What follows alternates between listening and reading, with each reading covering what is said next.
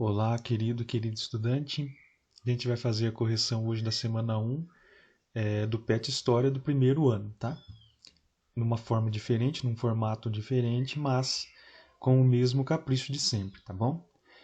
Na semana 1, a gente vai estudar sobre nacional-desenvolvimentismo, neoliberalismo e globalização, tá?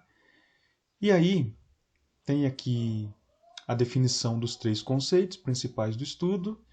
Tem o texto que eu deixei para vocês nas orientações para dar uma olhadinha, para entender melhor o que é o neoliberalismo, tá? E também tem um vídeo que eu deixei lá para vocês, tá bom?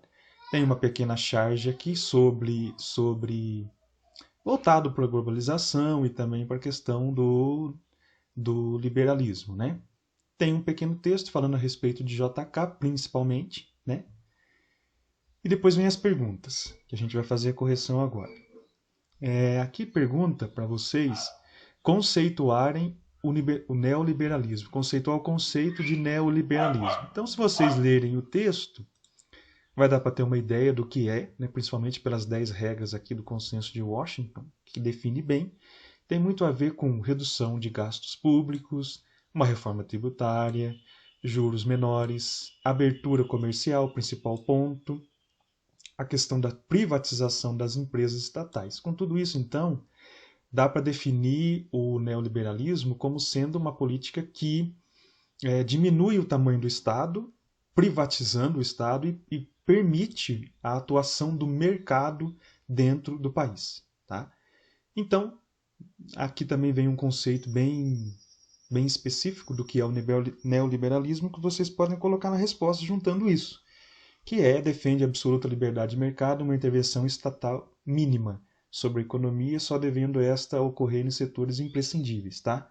O neoliberalismo no Brasil defende que a intervenção do Estado na economia deve acontecer só na educação, na saúde e na segurança. Tá bom? Então, colocou essas questões que eu disse que tem lá no texto, ou o que está escrito já no PET, está respondida a questão. Depois, a segunda defina globalização. Vocês já devem ter estudado bastante geografia, globalização, e nada mais é do que está colocado aqui. Um processo de aprofundamento internacional da integração econômica, social, cultural e política. Globalização prevê isso. Eu integrar países numa mesma economia, no mesmo sistema social, até mesmo na cultura e no mesmo sistema político. Tá? Depois, o que se entende por nacional desenvolvimentismo? A questão do JK, aqui fala um pouquinho, mas você pode voltar aqui no conceito, que é uma política econômica baseada na meta de crescimento da produção industrial e da infraestrutura, com participação ativa do Estado como base da economia. Muito simples, nacional desenvolvimentismo, o Estado vai investir no próprio país, né, em setores econômicos que vão trazer um crescimento econômico para o país, tá? Tanto na questão industrial como na questão da infraestrutura. É eu desenvolver o país com a ajuda do Estado, o Estado investindo na economia. É isso. Agora tem essa questão aqui de vestibular, né? Para vocês, para a gente dar conta. Vamos lê-la. Uma das palavras mais utilizadas por Collor desde a campanha eleitoral era moderno. Prometia modernizar o Brasil e a sua própria figura jovem, bem como a de alguns de seus ministros, forneciam um suporte a esse tipo de discurso. Por modernização, Collor entendia a diminuição do papel do Estado, o que incluía a defesa do livre mercado, a abertura para importações, o fim dos subsídios e as privatizações. Lembrem o seguinte, o neoliberalismo ele pregava justamente isso. Eu diminuir o papel do Estado, abrir o mercado, abrir para importações também, né?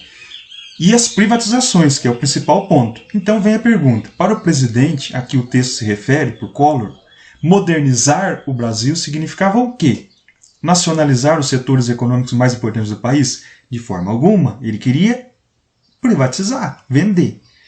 Proteger a economia do país por meio do protecionismo estatal? Não, quando eu falo em protecionismo estatal é quando o Estado vai interferir na economia. Ele não queria isso, ele queria diminuir o papel do Estado e abrir o mercado. Né? Implantar um modelo econômico intervencionista no país? Não, né? Se eu quero que o Estado seja reduzido, então eu não posso fazer com que o governo interfira, eu não posso fazer com que o Estado seja intervencionista no país. Reduzir a pobreza do país por meio de abertura econômica? Não, não é só a abertura econômica que vai fazer com que o país reduza a sua pobreza. Tá?